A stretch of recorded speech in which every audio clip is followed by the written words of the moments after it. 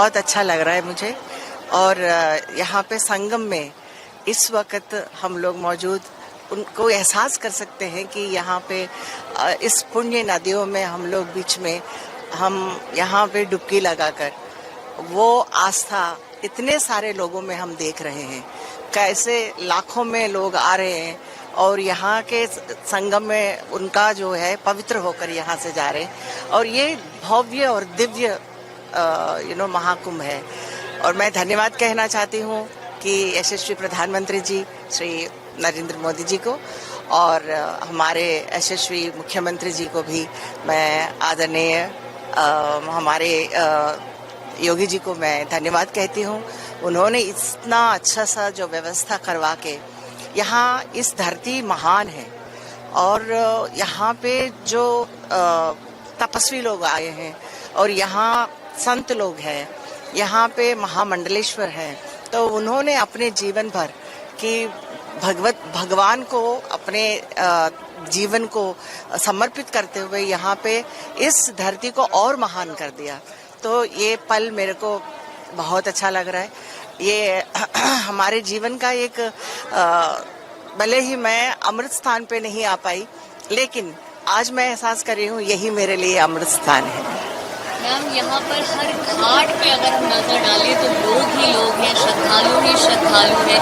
इतनी भीड़ है जिस हिसाब से अरेंजमेंट है और सब लोग जो है यहाँ पर डुबकी लगा रहे हैं, जा रहे हैं। क्या कुछ कहना चाहते हैं? मैं ये कहना चाहती हूँ कि महाकुंभ हमारे भारत के संस्कृति और आस्था और आध्यात्मिक का एक जीवंत प्रतीक है और इस महाकुंभ में हम लोगों को इस दिव्य भव्य दर्शन देना, साक्षात यहाँ पे देवता लोग यहाँ पे उपस्थित हैं, तो वो एहसास हमारे हर एक इंसान में, इधर हर एक लोगों के अंदर ये आस्था दिख रहा है और ये हर बार नहीं आएगा। हमारे जीवन में तो ये पहली बार है और शायद आखिरी बार भी, लेकिन हमारे लिए ये एहसास हो रहा है। और देखिए यहाँ पे कितने लोग भी हैं, लेकिन मैं धन्यवाद कहना चाहती हूँ प्रशासन को, पुलिस को स्पेशली, तो पूरा व्यवस्था बहुत निरंतर के साथ चल रहा है। बहुत अच्छा लग रहा है। महाकुंभ से हटके एक सवाल पूछना चाहूँगी। कल दिल्ली में बीजेपी जो है वो इतने सालों के बाद मेजॉरिटी के साथ सरकार बनाने जा रही है, क्या कुछ? बहुत अच्छा लगा। मैं भारतीय जनता पार्टी में मैं भी एक कार्यकर्ता के रूप में हूँ और इस जीत को हम लोग, ये प्रचंड जीत आफ्टर 27 इयर्स कि हमारे लिए वापस, चाहे महाराष्ट्र हो, चाहे हरियाणा हो, चाहे दिल्ली हो, कि आज दिल्ली का ये जीत लोगों के जीत में मानती हूँ। लोगों के, उनके दिल की जो जीत होती है वो हमारे लिए 27 इयर्स सरकार बनाने जा रही है। ये बहुत खुशखबरी है हमारे लिए और आदरणीय मोदी जी को और अमित शाह जी को भी मैं धन्यवाद और अभिनंदन करती हूँ। आपका नाम क्या है? My name is Samrat. सम्राट, आपकी कितनी उम्र होगी? 23. I am 23. So you are very young और आप यहाँ पे महाकुंभ में हैं। मैं जानना चाहूँगी कि आप जैसे यूथ किस तरह से कुंभ के बारे में क्या सोचते हैं, कैसे कनेक्ट कर पा रहे हैं?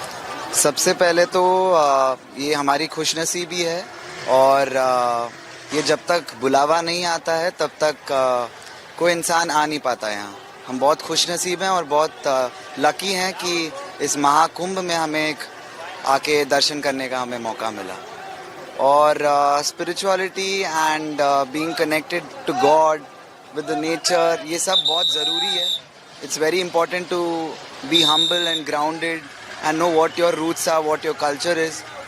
So हाँ, हमेशा अच्छा ही लगता है। एंड इतने लोग आए हुए हैं तो सब में वही श्रद्धा का भाव है, वही हम में है। यूथ के लिए आपका क्या मैसेज है? आपका क्या कुछ कहना चाहते हैं? मैं बस यही कहना चाहता हूँ, जैसे अभी मैंने बताया, वी आर जहाँ हम हैं आज, कहीं भी हों, किसी लेवल पे हों, रूट्स नहीं भूलना चाहिए हमें। एंड इस कुंभ में हमने देखा है कि कितने लोग कहाँ से आए हुए हैं, अलग अलग देश से आए हुए हैं। हमारे इंडियंस ही नहीं, बहुत फॉरेनर्स भी आए हुए हैं। So that speaks a lot about our culture and heritage.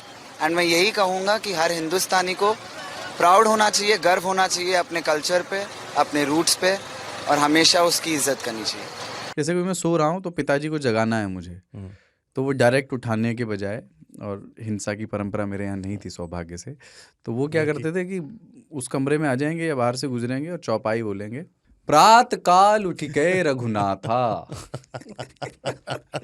मात पिता गुरु नावई माता। कभी कभी मैं गुस्से में उठ करके अरे पापा चरण स्पर्श किया और सो गया। मैंने कहा अब मत उठाना।